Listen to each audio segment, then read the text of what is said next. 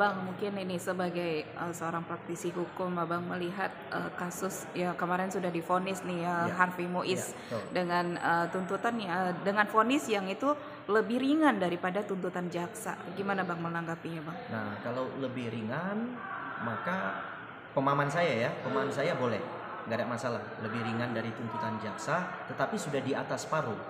Karena separuh itu kan harusnya 6, ya kan? Tuntutan 12 jatuh di 6 tahun itu separuh. Kalau SOP separuh itu jaksa wajib mengajukan banding.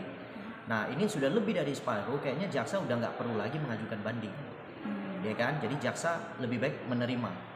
Nah, karena kenapa? Sudah lebih 6,5 tahun itu 6 tahun 6 bulan itu sudah lebih daripada separuh. Jadi jaksa menurut saya nggak perlu lagi mengajukan banding, sama terhadap majelis hakim yang memberikan putusan itu sudah tepat. Udah tidak ada salah, itu dia sudah melalui berbagai pertimbangan, berbagai keterangan saksi, ya kan? Kemudian dia memvonis itu sudah tepat. Sudah tepat sekali. Artinya ini memang sudah pas sekali untuk vonis yang didapati oleh Harvey Mois setelah dana yang ini kan tidak sedikit ya Bang, dananya pergi kerugian negara itu sampai 300 triliun Bang. Nah, ini yang saya bingung. Jaksa bisa ngitung itu, dianggap dugaan kerugian 300 triliun, ya kan? Tapi kan dia anggap kerusakan lingkungan. Nah, saya nggak tahu nih apakah mereka sudah mengecek benar di lingkungan itu ada timah yang terkandung itu adalah senilai 300 triliun. Nah, itu yang pertama. Kalau 300 triliun harusnya jaksa menuntut uang pengganti bukannya 210 miliar lagi kepada Harvey Mois, 210 triliun lah harusnya. Kan gitu kan? Nah, jadi di sini bias ini. Menurut saya dakwaan jaksa itu kabur. Nah, dia bisa menyampaikan bahwa ada dugaan kerusakan lingkungan 300 triliun. Berarti dianggap timah itu digali oleh Harvey Mois dan CS ini nilainya sampai 300 triliun. Tetapi dia meminta uang pengganti, menuntut uang pengganti hanya 210 miliar. Berarti di sini pun kekeliruan jaksa dalam menetapkan suatu nilai. Gitu. Jadi sebaiknya jaksa sudah terima saja putusan, tidak perlu lagi banding gitu. Karena sudah keliru, menetapkan nilai sudah keliru. Kemudian sekarang kalau semuanya dihukum uang pengganti, saya rasa 100 triliun pun nggak ada, saya rasa. Ya kan? Satu-satu ada yang 4,5 triliun, ada yang 750 juta, ada yang 210 miliar. Dikumpulin saya rasa 100 triliun pun nggak ada. Jadi di situ menurut saya ya dugaan saya jaksa bias itu memberikan tuntutan dakwaan. Gitu. Tapi menurut Abang sendiri dari sisi kacamata hukum Abang ini kan kasus benar-benar jadi sorotan banget ya Bang ya, khususnya untuk masyarakat Indonesia, dan uang itu pun tidak sedikit, ini triliunan. Pantas gak sebenarnya sih Bang ini tuntutannya itu vonisnya itu ringan, ini termasuk 6,5 tahun, ini termasuk ringan gitu ya. Karena kan banyak ya masyarakat juga pada menilai itu mungkin sampai ke 20 tahun, minimal 20 tahun penjara gitu Bang. Nah, jadi kalau 20 tahun nggak kejauhan itu. Karena ini kan bukan kerugian uang negara yang dirampok. Ini bukan. Ini cuma negara punya lahan. Lahan itu menurut saya juga udah mereka bebaskan. Mereka sudah bayar ke masyarakat, sudah dibebaskan, ya kan. Kemudian akhirnya pembebasan lahan itu mereka keruk. Yang mungkin harusnya dikeruk dan diserahkan kepada negara untuk dikelola oleh negara. Itu yang mereka mungkin bypass, mereka kelola sendiri. Akhirnya mereka jual sendiri tanpa campur tangan pemerintah. Nah, itu yang dianggap oleh negara korupsi. Tapi saya rasa ya negara bukan duit negaranya yang diambil sebenarnya. Nah, kalau duit negara yang diambil baru lah, ya kan 20 tahun.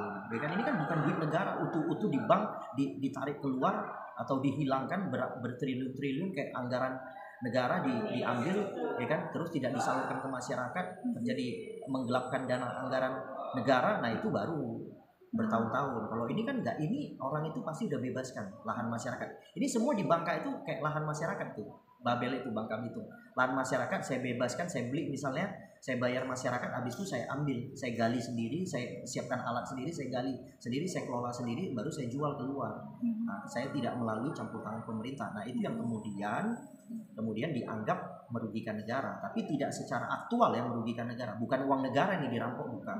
Nah, jadi hukuman 6,5 tahun untuk Harvey Mois sudah, ya kan? Dia juga harus balik ke keluarganya, dia punya istri, punya anak, ya kan? Nah, dia juga sudah bilang kepada anaknya bahwa dia bukan koruptor. Jadi saya rasa udah cukup lah, ya kan? Masyarakat juga jangan terlalu jauh menjustifikasi seseorang. Mhm. Nah, terus Bang, ini menanggapi Bang, ini kan putusan pledoi sama putusan ini kan termasuk jaraknya cukup singkat ya, Iya, 1 minggu iya, gitu. iya, 1 minggu. Apakah ini ada kesan terburu-buru untuk memvonis atau seperti apa sih Bang? Enggak, jadi mungkin menurut saya itu sudah dijadwalkan. Jadi dia tidak boleh, jadi ada acara persidangan, jadwal persidangan yang sudah ditentukan oleh majelis hakim, dia nggak boleh lewat. Kalau dia lewat berarti apa? Nanti akan bebas demi hukum gitu. Jadi masa penahanan sudah akan habis sehingga dia sudah harus, sebelum masa penahanan habis dia sudah harus diputus. Jadi perkaranya biar langsung dia bisa dilimpahkan ke rutan seperti itu. Jadi nggak ada di sini, nggak ada cenderung, kalau saya perhatikan tidak ada apa namanya, tidak ada tendensi ya atau perhatian sesuatu ya kan kepada para penegak hukum. Saya rasa nggak ada. Benar-benar ini pure memang masa penahanan akan habis. Jadi sebelum masa penahanan habis, majelis hakim sudah harus memutus. Jadi dipercepat memang. Oke, terakhir mungkin Bang, mungkin ada pesan yang mau disampaikan sama netizen, mungkin karena netizen kan banyak yang beranggapan yang berbeda ya Bang. Ya, jadi kalau saya berpesan pada netizen sebelum menjustifikasi seseorang, artinya dalami dulu.